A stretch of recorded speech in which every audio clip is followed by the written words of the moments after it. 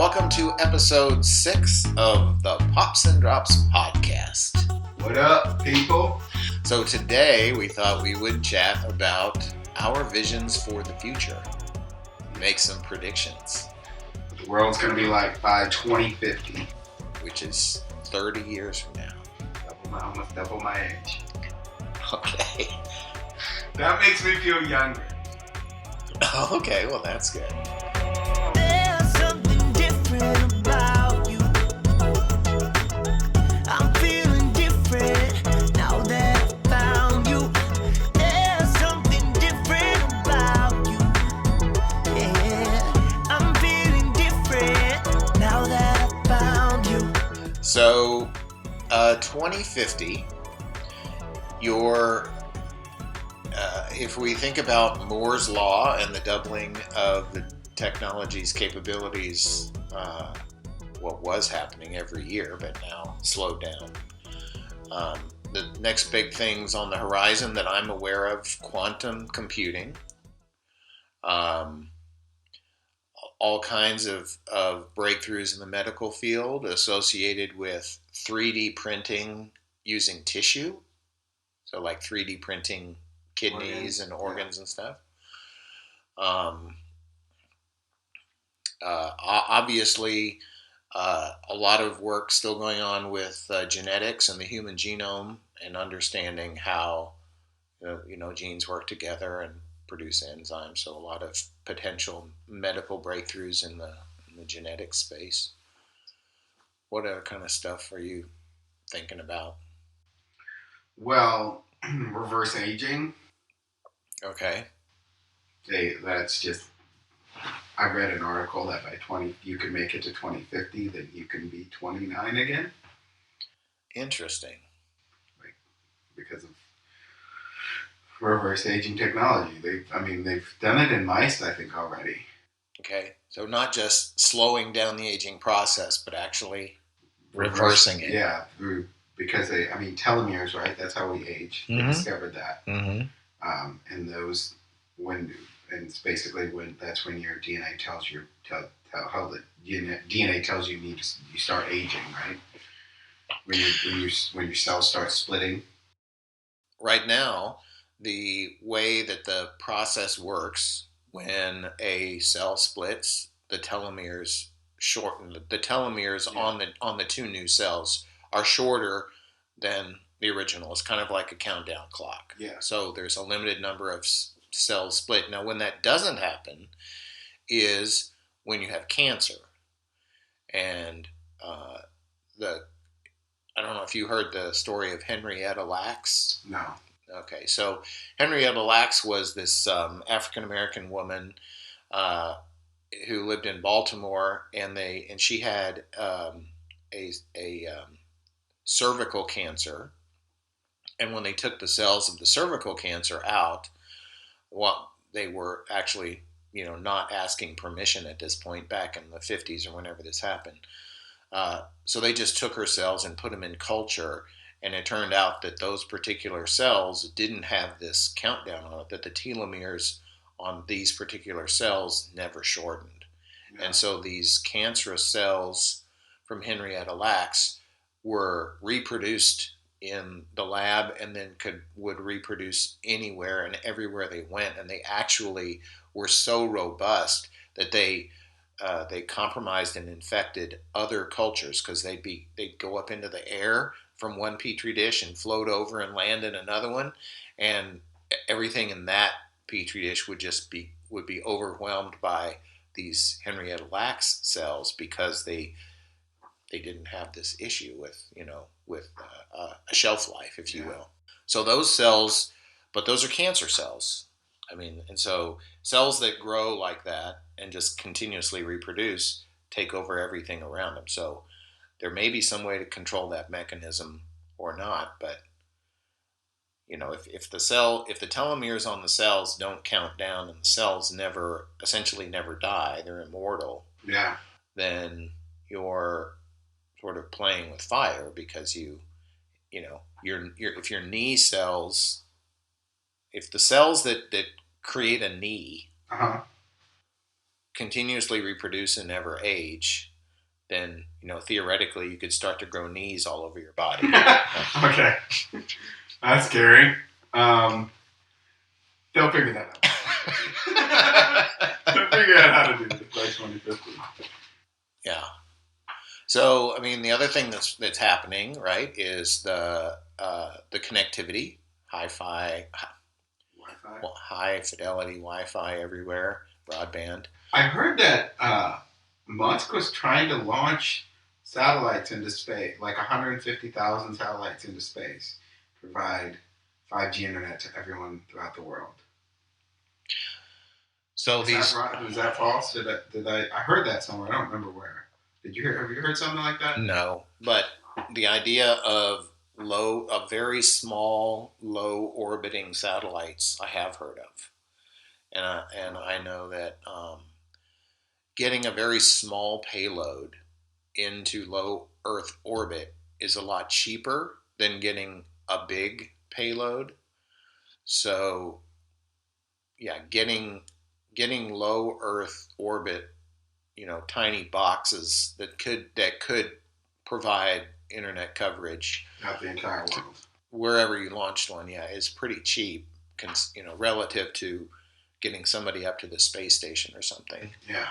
I mean, I guess if by 2050 they might even have some kind of technology to get those low Earth orbit satellites into space without rockets. If you think about potentially launching them with some kind of a rail gun or something, if you can just literally shooting them up into orbit, that would be cool because they're small, right? These little satellites that they're using for this function, they're not huge satellites with big dishes and stuff on them. So yeah, and then that way it wouldn't really be blocking a whole lot of things, given that they're small and stuff. Yeah, but if there's 150,000 of them, that's a cloud of satellites. But I mean, with how big the Earth is, it still would be not. That's true. It's not 150,000. That's not like you a spot in the sky. Yeah. Like a tiny spot in the sky. That's true. So if that's the entire world had 5G. That I just really want faster internet. If the entire world had 5G satellite internet. Yeah. That I feel like is a technology that is purposely being suppressed by Verizon and Time Warner and AT&T. Yeah, and potentially. The internet companies. Like if there was a way to provide high-speed internet to everyone in the planet, if it's probably available now, it's just being suppressed. Okay, because maybe you can't make money off of that. If it's free everywhere, you can't make money off of it. True. I don't know that is necessarily tied to the low Earth orbit satellite technology. I mean, you might still have to have a subscription to be able to access the satellite. Yeah. But anyway, that's beside the point. Yeah, I mean, I think, I guess the one thing is once they're up there, I don't know how long they would necessarily last unless they're solar powered or whatever. They have to be. Theoretically, you could have a micronuclear reactor on each one. A micronuclear reactor? You want to... No, I'm just saying there's a teeny tiny nuclear reactor in a bunch of that's asking for a global extinction event. If there's 150 micronuclear reactors floating in space and there's a chain reaction, we'll blow up our own atmosphere. Okay. Well, I'm not sure that's true. If 150,000 even if they're micronuclear reactors blew up, no. Just stick a satellite. Just stick a solar panel on that shit, man. Why would you even risk that? Well, there might be a trade-off between being able to launch them ballistically versus launching them as a rocket payload and the ability to have a solar panel on it. Yeah. It's an engineering challenge, but no, I mean, the other thing that might happen by 2050 is that we discover an alternate energy source. I mean, there's a lot of talk and discussion and experimentation with the idea of 0 point energy. So, what's 0 point energy? So, in reality, the physics tells us that in 1 cubic centimeter of space, in a little tiny, smaller than a small dice of space, there's enough potential energy to power the planet for 1,000 years. You just have to figure out how to extract the energy that's there. What if that energy that is there is like our souls? Well, yeah, it could be. I mean, that might be the dimensional strata that whatever energy is our souls lives on. Yeah. Like, I don't want to be sucking energy out of heaven. That's a good point. It could be. I mean, it could not be. I don't know anything, but I'm just saying. Yeah. Like, that would make sense if they discovered an unlimited energy source that's all around us. Mm-hmm. Like, what else could it be? Yeah. I mean, there's a lot of... And energy can't be created nor destroyed, right? Correct. So then, would it... That's why I say it's not creating energy. It's just figuring out how to access the energy that's there. Yeah. And a lot of people suspect that's what powers UFOs. Yeah. Well, and gravity. And they figured out how to move space around it. They don't actually move through space. They move space around them. Yes. Think about that for a minute. That's why they can appear in one place. They seem to appear in two places at once, like instantaneously. Yeah. It's because they aren't actually moving. We are. Well, we are actually moving. But, yeah. So, everything's relative to something. That the physics of bending space and time for travel is a little bit beyond my level of comprehension. A little tough to wrap my head around. But I've seen some interesting drawings, engineering drawings that were derived from theoretically the eyewitnesses that have seen some of the craft that the U.S. government allegedly has in, They came out. The CIA came out. Everything's being declassified. They were like, UFOs are real people. They said that and no one cared. It's because it's 2020 and the world is ending. That's when they were like, when we're going to drop it? We're going to drop it right now because no one's going to pay attention. By the way, UFOs are real. By the way.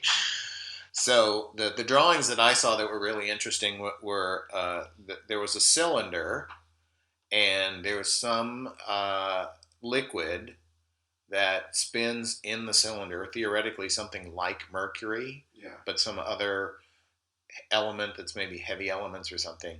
But it was a conductive liquid, and it had a magnetic field around the cylinder, so that it both accelerates the liquid within this cylinder and maintains the spin, but also as the liquid spins and gets faster and faster, it reaches a point where it crosses over, and the amount of electricity that the spinning liquid generates exceeds the amount of energy that it takes to make the liquid spin.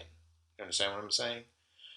So if you put a set of magnets around this tube in order to create a spin in the liquid, so the liquid could be, it has some elements in it that are reactive to the magnets and generate the spin, and then the spinning metallic, if you will, liquid, mercury or printer toner. So there's little iron fragments, I think, in laser printer toner. So anyway, something like that has fragments of an element that will respond to magnetic. So that all gets spinning around, and as soon as it reaches something like 60,000 RPM, revolutions per minute, which is whatever that is, 1,000 revolutions per second, I guess, that the magnetic energy that's generated from the spin, that the pickups, if you will, can take out of the magnetic field, is more than it's taking to keep that momentum going. So at that point, that's unlimited energy, right? It's essentially right. You're creating more energy than it takes to generate it, and then that energy goes down into capacitors, and that's what eventually, as this thing warms up and gets going more and more, is what generates the plasma field around the craft that it then uses to bend space and time to move. So anyway, that's one design I've seen. In theory, it makes sense, but obviously nobody's engineered one that they've made public yet. I forgot what I was watching or where I heard it, but I saw something that says that it doesn't actually bend space and time. What it does is it allows you to match the gravitational frequency of wherever you're going.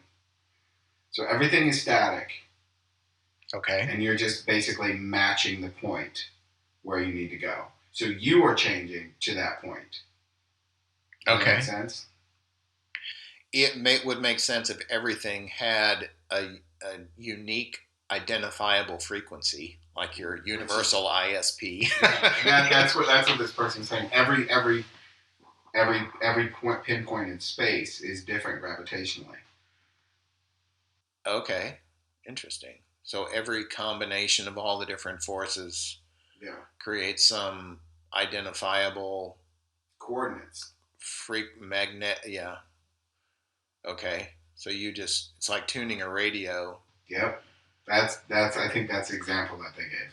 I don't remember I don't think it was like Ancient Aliens. I think it was something on Gaia that was like explaining this more in depth. About how it actually, why it works. Is it's like you are matching where you're going. That's interesting. Yeah. Okay. But I really don't know what the hell I don't know anything about astrophysics or anything like that. Navigating interstellar spacecraft. Yeah. And I guess it would say, and I think the other thing that they were touching on is it's because it's not only within this physical dimension, but within all physical dimensions, because there's they also touched into the multiverse and that there's unlimited dimensions, and every single pinpoint within those dimensions are coordinates too. So it's a way to travel not only through space and time, but through dimensions. Okay. So technically, if we figure this thing out, we would not only solve space travel, but dimensional travel and time travel. Okay. Well, I guess the question is, if that's true, if time travel is possible. It is. I mean, here's what I think. So every second, a new microverse is breaking off into. There's a new universe being broken off into. There's billions and billions of. Every decision that you make, you're entering a new universe. So time travel. So all of those things where it's like time travel can't be true because if you go back and kill Hitler or sleep with the grandma or all that crazy stuff, right? It just create a new timeline. Okay. So it's not like you could go back. So say I wanted to go back in time 5 years and change something and then come back to now. I wouldn't be back. I wouldn't be the same person coming back. I would not be able. I don't think you can come back to your specific timeline. Oh. So you go back in time, you change stuff. Okay. You're going to go into that one, but this timeline still exists. So what good is time travel then? That's probably why there's not a bunch of time travelers. I was going to say. They're like, I don't want to go back there because then I'm going to get stuck in whatever I did. I'm going to get stuck in that time travel, and I won't ever be able to come back and to see the people that. Right. So you couldn't go back 50 years and put $10 in the bank and then go back to your home and have $50 billion. No, but another version of you would have $50 billion, but you wouldn't. Got it. Oh, that's an interesting way to look at it. I think that's the only way that it makes sense. Okay. So 30 years from now, in 2050, will we have engineered zero point energy? Will we have engineered a new energy technology that allows us to power the world without fossil fuels? Um, The other thing, I mean, I think that we probably can. I think that we might even already have that kind of technology. I think that there's a ton of stuff that's already out there that hasn't been released because people want money. yeah. I mean, if you go back to Nikola Tesla, that was the whole Westinghouse thing. You know, Disney has a room. I don't remember. It's in one of their labs or whatever. They have a room where you walk into the room and your phone automatically starts charging. Any phone. Okay. It's got wireless charging technology Okay. in a room. Have they tested that for its effects on human cells? I would think so. I would hope so. I don't know. All I know is that I saw this video. Go into this room every day for 5 years and you come out with a third ear or something. You know, well, yeah, being bombarded by Yeah. electromagnetic stuff or whatever. Probably not very good for you. But well, I mean, the sunlight is electromagnetic energy. So theoretically, if it was just a way of tuning it so that it charged your phone, yeah, it might not necessarily be harmful. Yeah, but like that's a thing that already exists. They already have wireless charging. Yeah, but that's not widely available. So, well, that could certainly be widely available. I just don't know if I guess it depends on the amount of wattage, the amount of force that amount of energy how much can communicate. Yeah. Well, not just how much it takes, but how much useful. I mean, charging a cell phone battery is a pretty low energy load, right? Yeah, but I bet you Jeff Bezos doesn't charge his phone. I bet he has. He just walks throughout his house and his phone is constantly charging. I bet. All right. Perhaps. Bill Gates. Yeah. Bill Gates' house. If you walk into like the room, like it scans you and it plays whatever kind of music you like and it fits the temperature based on whatever you set. Like, but that was available. That's old technology. That's RFID stuff. Yeah, but that was like back in like 1999. He had that kind of technology. So we have no idea what's already out there. But I know that there's a lot of cool shit that's coming. Yeah. Well, so I want holodecks. Yeah. So that's another thing that definitely. So let's talk about 30 years from now with virtual reality goggles and virtual reality suits, like the suits that give you actual physical sensation when you wear them while you're in virtual reality. Yeah. Yeah. They had those in like 1995 though. Yeah. Why have we not? Why has that not been expanded out? Why are we not researching that? Oh, people are researching it. I just don't know. Yeah, I mean it gets prohibitively expensive, I think. Yeah. I mean, if you think about a full body suit that has the technology to apply pressure and make you feel things in different parts of your body, that's a pretty expensive suit. That's true. So it's not the kind of thing. It's the kind of thing Jeff Bezos could have, obviously, but it's not the kind of thing the general public is going to be able to afford. So, yeah, my guess is that was really what was holding that up. I mean, yeah.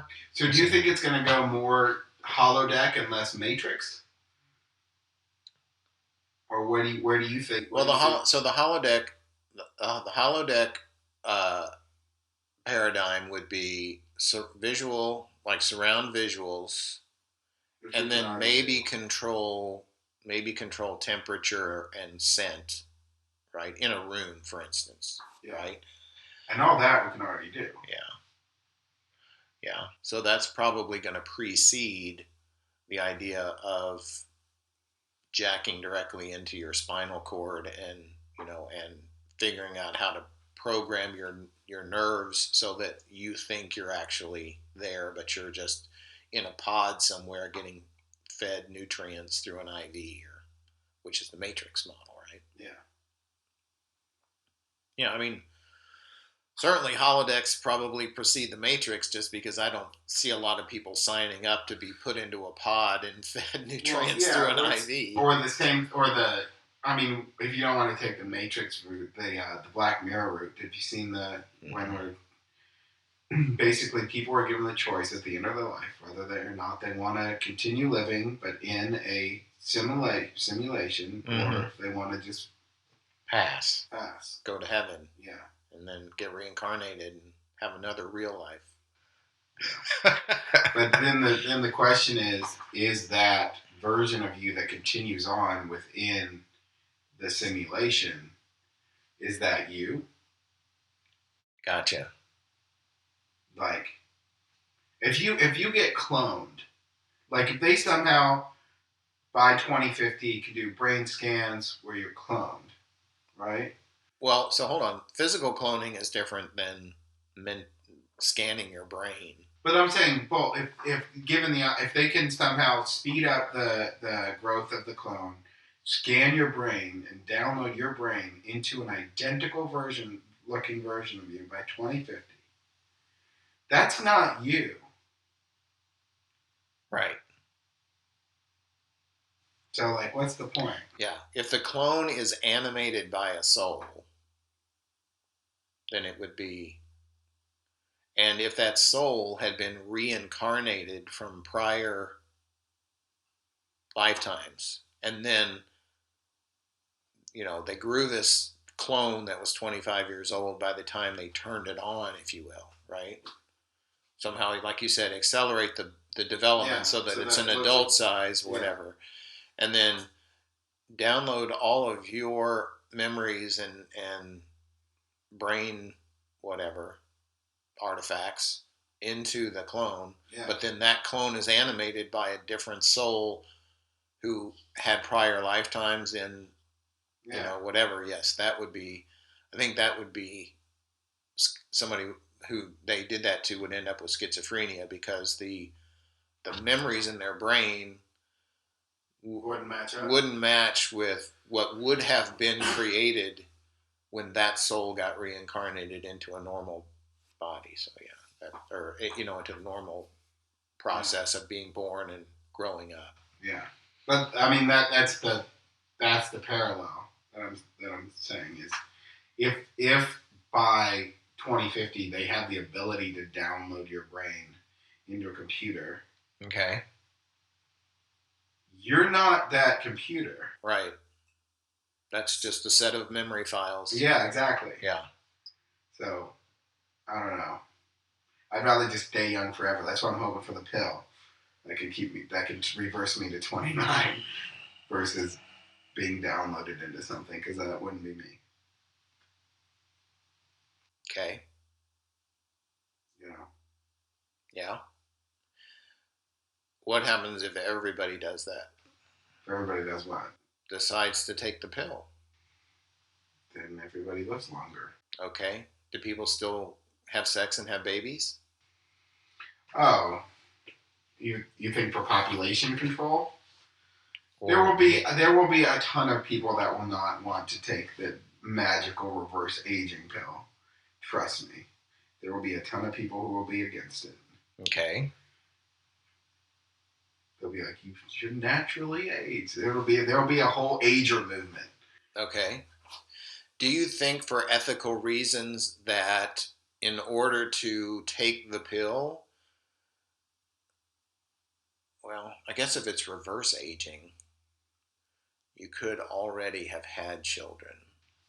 Yeah, they said that the age was 29 because that's like the maximum length of telomeres or whatever. That's when in the thing that I read that said by 2050 they'll have a pill that makes you 29 again.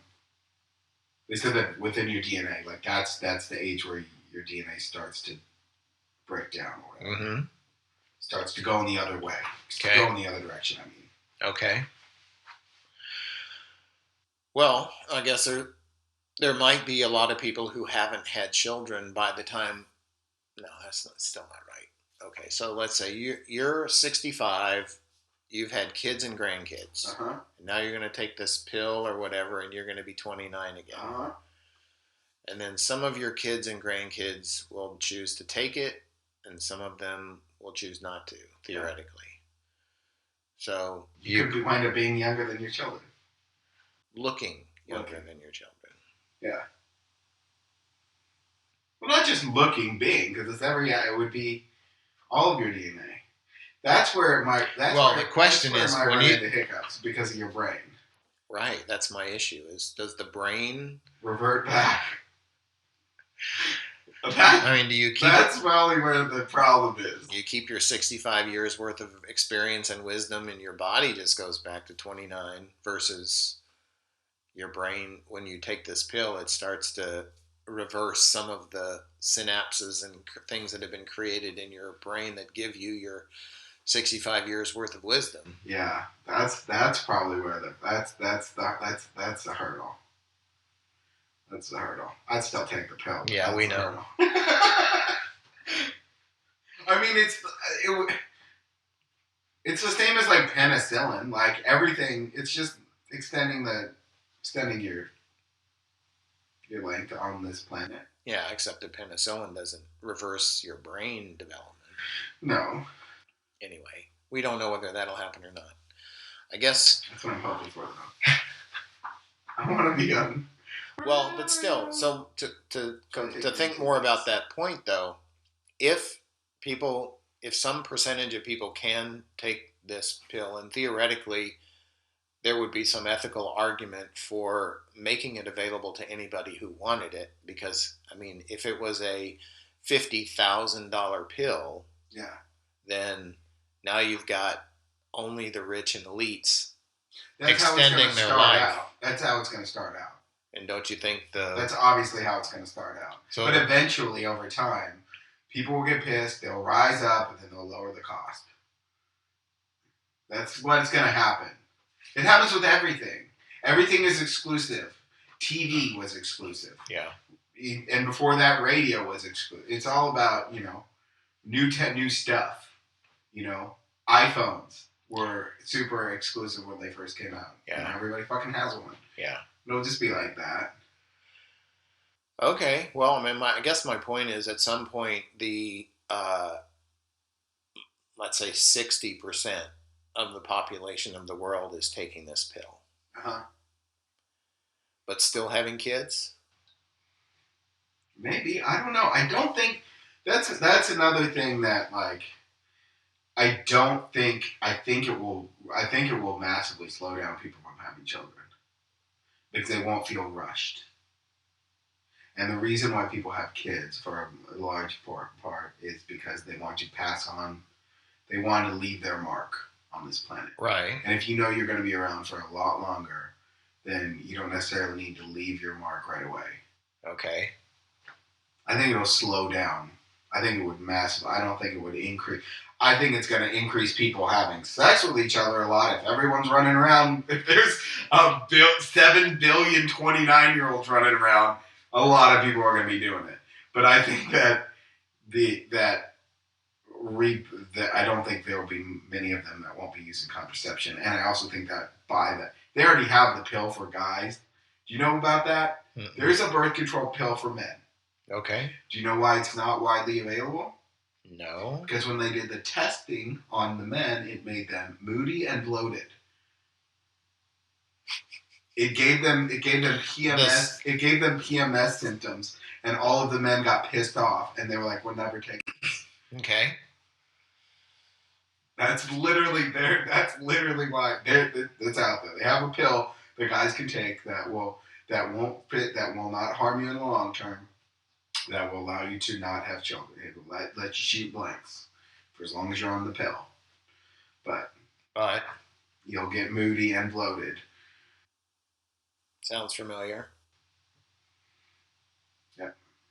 So But I think, anyways, what I was trying to say is by 2050, when there's this pill, I'm gonna put it out there, positive. When this pill is available, and it's probably not even gonna be a pill. It's probably gonna be like a series of injections and stuff. And okay. We're just using the pill as a. I think it will. I think people will reduce the amount of people who have children. I think it'll go the opposite way. I don't think that a bunch of people will be having kids because they'll be like, I'm going to be here for another 250 years. Why do I want to pop somebody out right now? Okay. You know? Yeah. I guess. So then the world is denied the joys of toddlers running around? There's still going to be people who want to have kids. Okay. And, it's not going to end the... No. And even if it does stop people from having kids, so what? What's so great about kids? They smell, and they're annoying. Okay. Well, you're lucky I didn't feel that way when I was your age, or you wouldn't be here. Yep. And I wanted kids when I was the age that you were when you had me, when I was 20. Yeah. I wanted kids. I was ready to have kids. Now I don't want kids, and I'm glad I didn't have kids when I was 20. So am I. Well, that was a shot. Jesus. Okay. You were not ready to be a dad. You're barely ready to be a dad now. You were definitely not ready to be a dad when you were 20. I completely agree with you on that. We had a very different upbringing. You weren't ready to have a kid when you were 20 either. Well, I had been working since I was 15. That doesn't make you... That doesn't... No, I had been... I know, but I had been... Independent on my own. I moved away out of my parents' care. That still doesn't mean that you knew in a whole nother city. You didn't know what you were doing. No one really knows what they're doing. I'm just saying that I was a lot more prepared and capable to manage a child when I was that age than you would have been. Yeah, but so was your entire generation. Yeah. Your entire generation was, Sure. Yeah, I guess as you go back through time, like the generation prior to mine. I had kids when you were 16. Yeah, 16, exactly. You were forced to grow up younger. Yes. Earlier. Yes. You're forced to grow up earlier. That's the one thing about progression through time, I guess, and it has a lot to do with national income and wealth, that more as families grow in wealth and also move out of agrarian into more urban and information age jobs, their families have the luxury of keeping their kids. You don't have to have a bunch of kids to run the farm. Right. Anymore. Present company excluded. Yeah. So as that moves forward, I wonder, this is moving into the Andrew Yang territory, talking about automation and robotics and all that happening. Yeah. So do you think, obviously, there's all kinds of amazing developments in robotics and business automation even, a lot of things like phone trees is the obvious example, but also, document preparation, filing, accounting, a lot of legal stuff. All of these things can be automated. Anything that's repetitious and doesn't require, innovation and creativity per cycle of the process can be automated. Yeah. And as that automation gets developed and put in place, then a lot of the people that have been doing those jobs for years are going to be displaced. So what does that mean for society? Television killed the radio star. Video killed the radio star. It's just going to happen. It's going to happen. The only thing, what I think is going to happen is pretty much all of the, everything that doesn't require, you're right, everything that doesn't require creativity will probably be replaced by a robot. Okay. Or some kind of automated process. So the real jobs of the future will probably be in the arts. Okay. Yeah. Because you can't. A robot could. A robot could paint a picture. It could look. They could have it look and then paint, but it couldn't put a soul into a picture. Yeah. And the same thing. The same with music. Mm-hmm. So, that's all clear and makes sense. I guess the issue is, how do people support themselves? How do people get paid?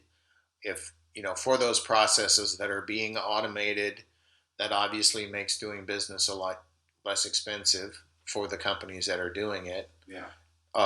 Do prices fall? Does that have a deflationary impact? So things just continue to get cheaper and cheaper? One would hope. Well, one would hope, but then what happens to counter that is the government prints more and more money. So prices. This is a hidden tax, and this is one of the biggest hidden taxes. Is that if there are deflationary pressures in the economy, so more products from China, Walmart, all kinds of efficiencies that are gained, that should make things less expensive. Yeah. But if at the same time things should be getting less expensive because of technological innovation, and sourcing and efficiencies, finding efficiencies in the economy, if that should be driving prices down, but at the same time the government is just printing more money, which has a counter effect, meaning driving prices up, right? Wouldn't printing more money make every dollar worth less? Yeah. So why would that drive prices up? Because let me give you a concrete example. Loaf of bread, okay? Uh-huh. Loaf of bread, olden days. Oh, okay. Stone mill. I get what you're saying. Yeah. I get that. Takes more. Yeah. So yeah. Okay. So that's a tax where if through all of the efficiencies and new technological innovations, the loaf of bread should have gone from $1 to 25 cents. But because the government has continued to print more money, it stays at $1 or even goes up to $1.25. Yeah. That 75 to 95 cent difference is a hidden tax. Yeah. And that's where a lot of the money that the wealthy and the government, are accumulating is coming from. So with process automation and all of this stuff that's been going on that should have been driving prices down, not the government, the Fed printing more money is actually taking that value out of the economy, away from the people, and concentrating it among the elites. So I don't know where we're going with that, but so in the future, robots are going to do everything. Yes. The rich are going to get richer, and the poor are going to get poorer. Also, how do you address that, right? Is that where Andrew Yang's universal basic income comes in, where everybody has a standard of living? There needs to be. If every person in the United States, if every legal citizen in the United States was getting $1,000 a month, that may or may not be enough to support yourself in some places. I mean, if all the adults in our household were getting $1,000 a month, the mortgage would be covered. That would cover the mortgage, yeah. So, we would still need some, additional income on top of that to pay for the rest of our expenses, but it certainly would help. But $1,000 in LA would not cover a studio apartment. Right, exactly. Yeah. But 3 people or 4 people living together in a house, like your McMansion situation, 4 people got together and decided to buy a house, and they were getting that $1,000 a month, and that would help. Okay, so one of the arguments against universal basic income is that it's, quote, inflationary. But as we just discussed, the Fed printing more and more money to counter the deflationary effects of all of the automation and gains in efficiency in supply chains and manufacturing processes has been inflationary, just hidden.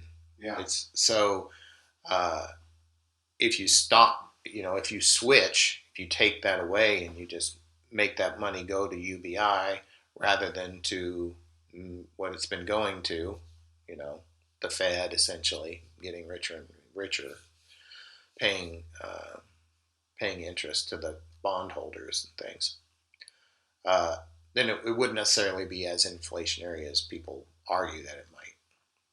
On the other hand, let's say you kick it up. Let's kick it up a notch. Bam, says Emerald. What if we go to $5,000 a month per legal U.S. citizen? Well, then the cost of everything would skyrocket. Okay. It would go up. Yes, it would. Now, you're getting $5,000 a month. Okay, so things getting more expensive. The question is, do they get more expensive to a greater degree than the money that you're getting? So think about this. You're getting universal basic income, everybody gets the same amount of money, right? Mm-hmm. Okay. So if you get $5,000 a month and Jeff Bezos gets $5,000 a month, everybody gets the same amount of money. The inflationary impact on your assets and debts is going to be very different than the inflationary impact on Jeff Bezos's assets and debts. Okay? So your debt, let's say you have a $30,000 mortgage. Mm-hmm. Okay? If the inflationary impact of everybody getting $5,000 a month is to drive down the real value of a dollar by 5 times. I don't know why I would say, but anyway. So the real value, and that would kind of be neutral, I guess. So if your $30,000 in debt is now $30,000 that are 5 times less valuable, do you understand what I mean? Right? Sort of, yeah. Okay, so you've got, let's be clear. You've got a $30,000 debt for your house, your student loan, whatever, your credit cards. You've got $30,000 in outstanding debt. Now, right now, $30,000 buys 30,000 loaves of bread. Yeah. Okay? When you start giving everybody $5,000 in cash every month, now it takes $5 to buy a loaf of bread. Yeah. Okay, so your $30,000 doesn't buy 30,000 loaves of bread. It only buys 6,000 loaves of bread. Okay. So now, to pay off, if you think about it this way, to pay off your $30,000 in debt, instead of 30,000 loaves of bread, you only need 6,000 loaves of bread. Okay. It makes, it shrinks because the debt is dollar denominated. And the dollars are now worth less because of the inflationary pressure. The debt? It would shrink the real value of the debt. Okay. Right? It's still $30,000. Yeah. So the debt doesn't become $15,000. But the real value of the debt, because of the inflation, shrinks. Yeah, that makes sense. Okay. Now, you've got $30,000 in debt, and you've got $30,000 in assets. Let's say you own something worth $30,000 and you owe $30,000. The thing you own that's worth $30,000 now becomes worth six. Yeah. Okay. So that's you. That's sort of the average U.S. household has. The average U.S. household has $60,000 in debt and $45,000 a year in income. Okay. So the impact to everyone's in the negative. On average, pretty much. Now let's go to Jeff Bezos. Okay, Jeff Bezos has $2 billion in assets and maybe $1 million. I think it's 20. Okay, so say 20 Maybe it's 120. I think he's the first person to hit. I think it's 120. He's the first person to hit 100 billion. I think that's what it was. Okay. And everyone's like, dude, you could like save the world. Why are you doing this? He totally could. He could be Bruce Wayne. Well, hold on. He could build an Iron Man suit. Okay. He could pay off everything. He could save the world. But whatever. Continue with your. Okay, so if we're giving everybody $5,000 a month, including Jeff Bezos, okay, the value of his, because we're giving everybody the $5,000 a month, and that should offset the impact of the reduction in the value of the dollar. But the $5,000 a month going to Jeff Bezos has almost no impact on his debt shrinking, but his assets shrinking. Yeah. So this program, this UBI on steroids, is probably the only way to shrink the Gini coefficient, is to actually get the super wealthy paying, if you will, the whatever you want to call it, their fair share, whatever. Yeah. But it would have the impact of a $5,000 UBI and the ensuing inflation that necessarily would follow is going to narrow the gap between the super rich and the average household. Yeah, that makes sense. Okay. So maybe in 30 years? 30 years, somebody will have figured that out. Hopefully before then. Hopefully way before then. I mean, if it's being introduced now, though, it probably will go into effect within the next 20 years. I'll say that. UBI. Yeah, I think that's probably going to happen within the next 20 years. Okay. Especially with, I mean, I think that's probably the shelf life of those things, or before from introduction to acceptance. I think is probably around 20 years on policy. Well, Milton Friedman introduced the concept of UBI much longer than 20 years ago. I mean, so we'll see.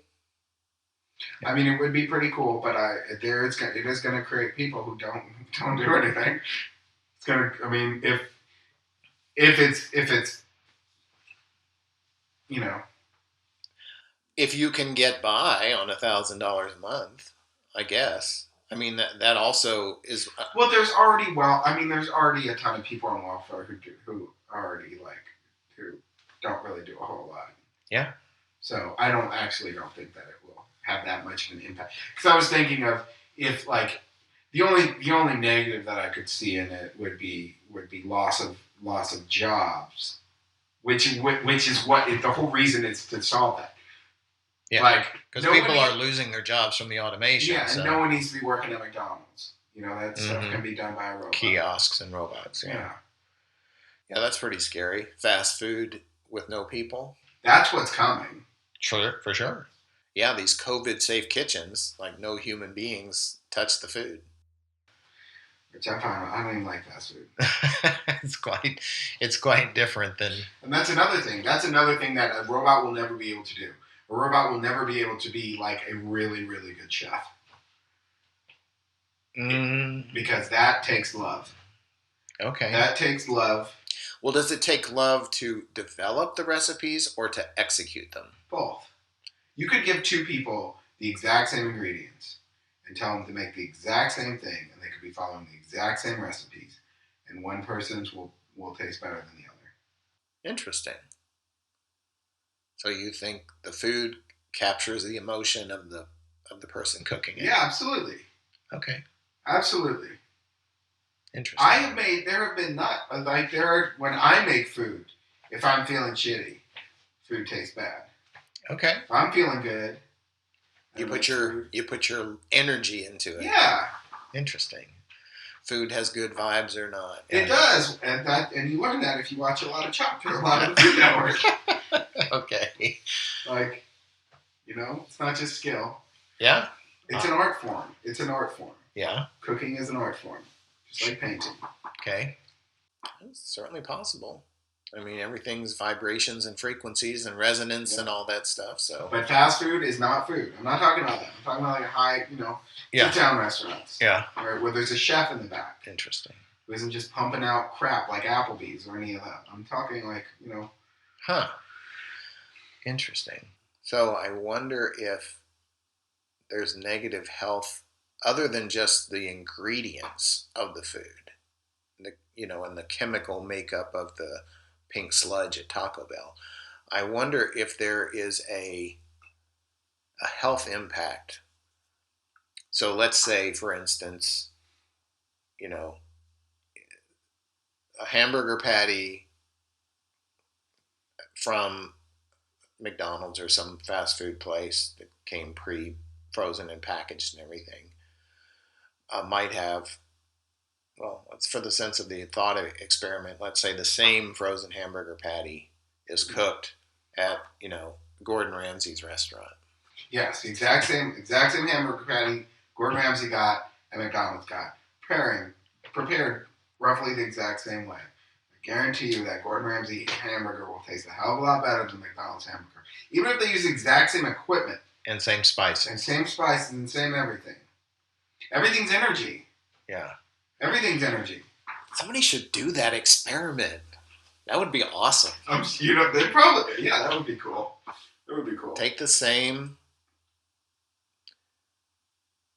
and is it in the McDonald's kitchen? Like, could Gordon Ramsay go into a McDonald's and cook a McDonald's hamburger and have it taste different than the Fort Karen or Jill or whoever, the 16-year-old high school kid who's working on the grill?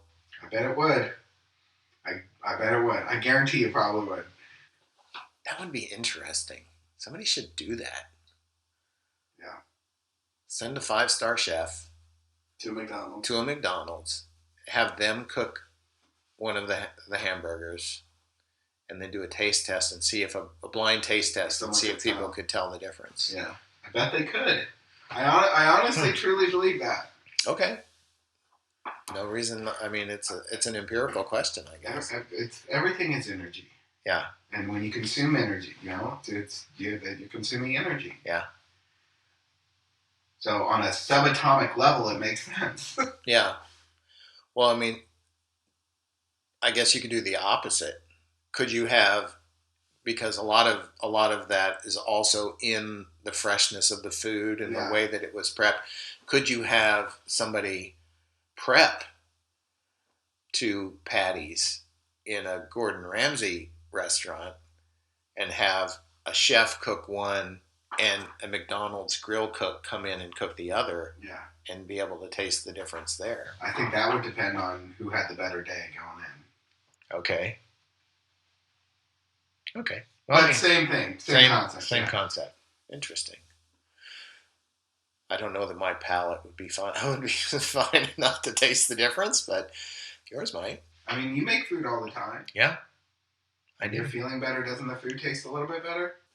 I feel better after I eat. Yeah. Yeah. Yeah. That's true. Okay.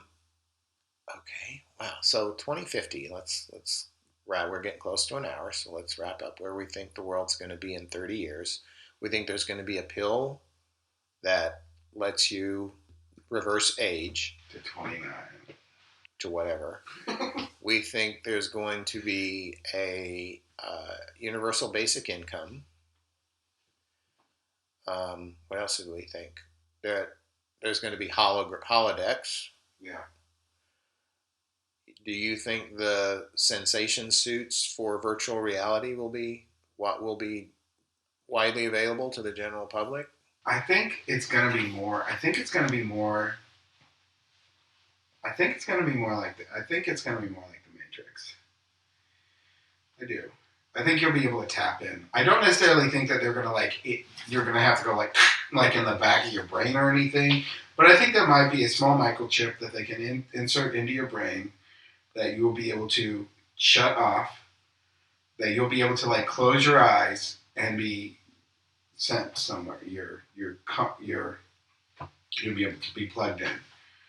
to like some and that will internet take over your ocular nerve and all of the things that feed sensations into your brain, so you won't be able to tell the difference between somebody caressing you and yeah, I don't think it will be the exact same. I think it'll be like a it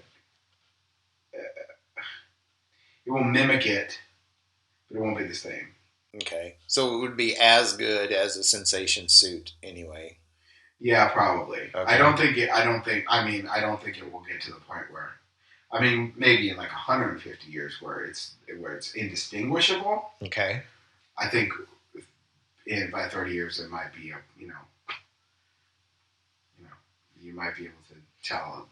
Okay. It'll feel somewhat similar, but okay. So instead of a really fancy room where they have 3D, they have surround video, high res video, and they control the temperature and they spray scents into the room to make it smell a certain way. That's coming in like 5 years, 10 okay. years. I don't think that's coming in 30 years. Okay, so by 30 years from now, there will be some kind of chip that interfaces with your sensory nerves to send signals to trick your brain into thinking that you're just feeling this and smelling that and seeing that. Energy sources, we talked about developing a 0-point energy generator of whatever form that takes. People won't necessarily be working in offices. That's already happening. People are working remotely. You're saying low Earth orbit 5G, high res, high definition connectivity. I think that's coming in the next 5 to 10 years. Okay. Well, and then I guess the only other outstanding issue that the implications of these things that we have been discussing is just the Soylent Green problem. What, too many people? Yeah. Dude, the entire world could fit in Texas right now. Everyone could have a 1-bedroom apartment in Texas. The entire world. 7 billion people. 7 billion people. They did the math. They did the square footage. How everyone could have a 500 square foot room or something like that. Maybe it's like 250 square foot room, but could fit into Texas. There's not too many people in this world. Okay. The world is huge. That doesn't. Okay. They would be cramped, but I've been to Beijing. Yeah. It's just a lot more places will look like that in Mexico City. Yeah. I really don't think, and given my generation and the generation after me, people are having kids later and later and later and later. Yeah. So I don't think that's going to be an issue. I really don't. I really don't think population control is going to be an issue, and I don't think it's going to be an issue for 1,000 years. I don't think we will ever get to the point where there's too many people on this planet. Okay. If we take care of this planet. I was going to say. If we take care of this planet. And we respect this planet and we recycle. And figuring out an energy source that's not fossil fuel based will solve a lot of those problems. Yes. And the reduction of red meat consumption, because methane from cows is killing the environment. That's another one of your stories. It truly is. There's more CO2. There's more CO2 emissions from landfills than from cows. So the problem is garbage. Actually, the bigger problem is garbage. Okay. So people still need to stop eating red meat, though. I'm not. It's bad for you. It's terrible for you. It's terrible for the environment.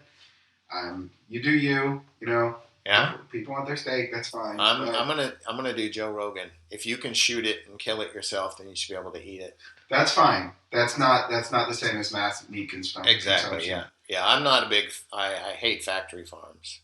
We have animals, and I just cannot imagine.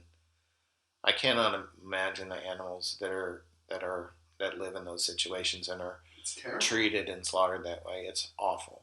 It's so terrible. awful. I mean, we don't have any pigs right now. We'll eventually probably get pigs, and they will live a very different life. Yeah. Very happy lives. And I'm still not going to eat them, but they will live very happy lives. And you guys can have all the bacon you want, but karmically, I can't eat. I started out not eating red meat because of an ex-girlfriend, and since I have stopped, it has turned into, I was like, it was a weight loss thing.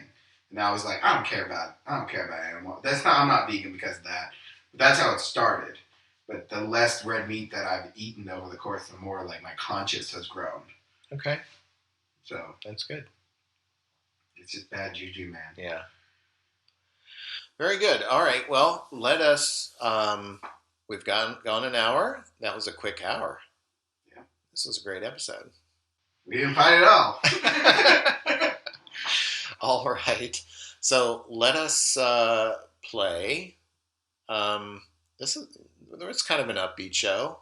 So want to do Back to Me on this one? Sure. All right. This is Back to Me by Chance the Closer. With the help of Dad. Peace. Chance Closer.